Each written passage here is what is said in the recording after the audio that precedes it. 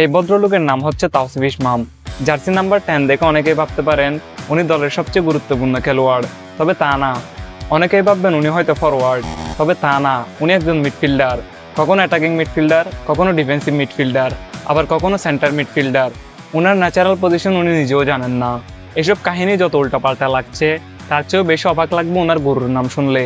Footballer হিসেবে অদ্ভুত এই লোক গুরু হিসেবে বেছে নিয়েছেন বাংলাদেশের ফুটবলের সবচেয়ে গুরুত্বপূর্ণ আইকন এবং বাংলাদেশের সবচেয়ে গুরুত্বপূর্ণ মিডফিল্ডার সোহেল রানাকে।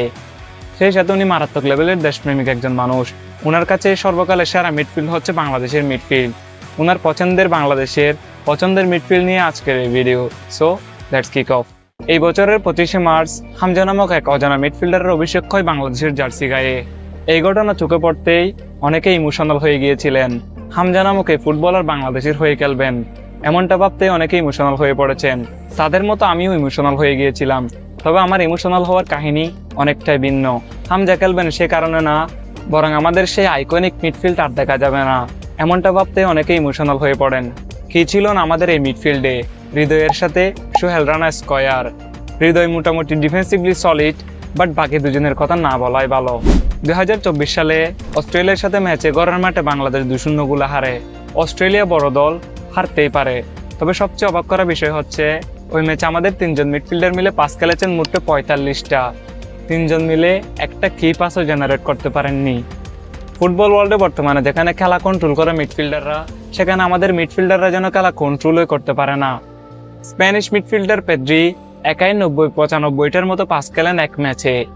অনেকে বলবেন পেদ্রি বড় দলের খেলোয়াড়, তার দল ভালো খেলে তাই তার পাসিং অ্যাকুরেসি এবং পাস বেশি থাকে। তাহলে আপনারা আমাকে বুঝান, এবছরের জানুয়ারিতে রিয়াল মাদ্রিদ ভার্সেস রিয়াল ভায়াদোলিদের ম্যাচে রিয়াল মাদ্রিদ ফেভারিট হিসেবে মাঠে নামে এবং 3-0 গোলের জয় পায়। রিয়াল মাদ্রিদ বড় দল, পয়েন্ট টেবিলের উপরের দিকের দল, এবং ভায়াদোলিদ সবার নিচে। গ্যাস করেন তো এ ম্যাচে রিয়াল ভায়াদোলিদের মিডফিল্ডার মারিও মার্টিন কয়টা পাস খেলেছেন? মার্টিন টোটাল 57টা পাস খেলেছেন, পাসিং অ্যাকুরেসি 93%। কি পাসও দিয়েছেন একটা। কাগজ কলমে আমাদের 3জন মিডফিল্ডার মিলে যা করতে পারেননি, মার্টিন একাই তা করেছেন, কিন্তু তারপরও তার রেটিং লাল 5.9।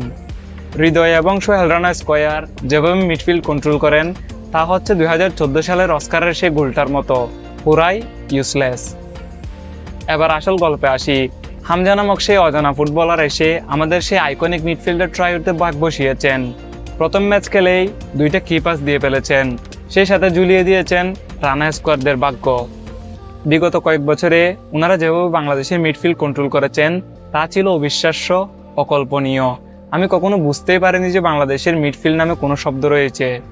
কখনো দেখি তারা ডিফেন্ডিং করছেন, আবার কখনো দেখি তারা বল নিয়ে একাই দৌড়ে যাচ্ছেন, বল নিয়ে নিজেই গোল দেওয়ার চিন্তা। ক্লাব ফুটবলও সেম কাহিনী। এক্ষেত্রে ছোট রানার চেয়ে বড় রানাই সবচেয়ে বেশি এগিয়ে। উনি কোনো সাধারণ মিডফিল্ডার না।